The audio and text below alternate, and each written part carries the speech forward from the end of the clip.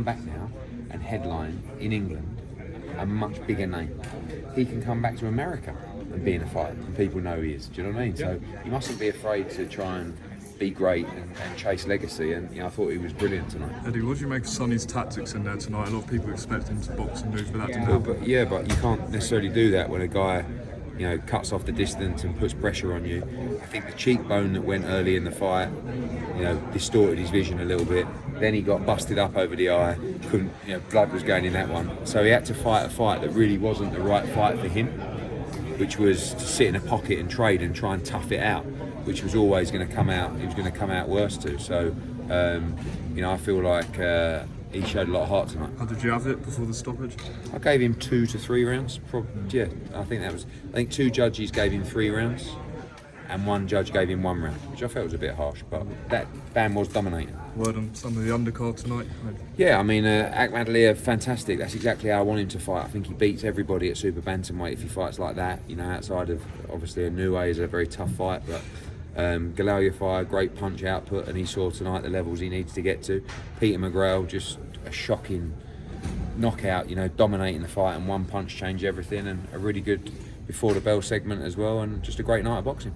I wanted to ask you about McGrail because I was just typing, it was a masterclass performance, and the only question was, could O'Quinn survive? And then that happened. It's just boxing, he's such a brilliant skillster, and he was punching hard tonight. He dropped him a couple of times, didn't lose a second of any round, and walked onto a right hand and got knocked clean out. That's the beauty of the sport.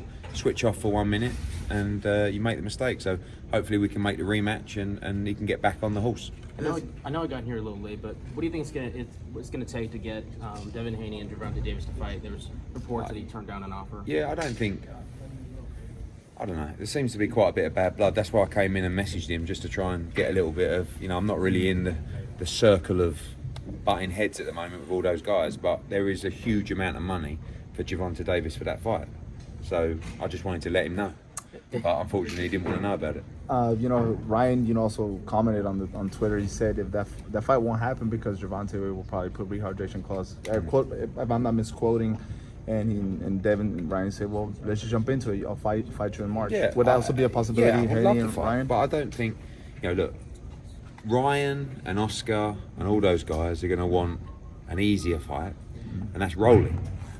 So if they can get Rolly, then they're going to go with Rolly. But if they can't, they might fight Devin. But let's be honest, who really wants to fight Devin Haney?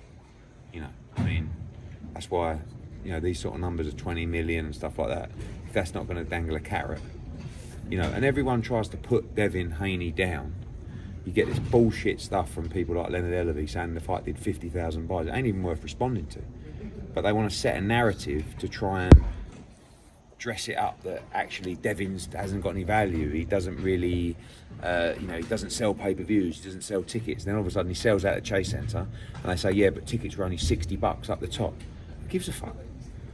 You should be embracing fights like that, not trying to put people down and talk yourself out of it. So disappointing that Gervonta didn't want to talk about the fight.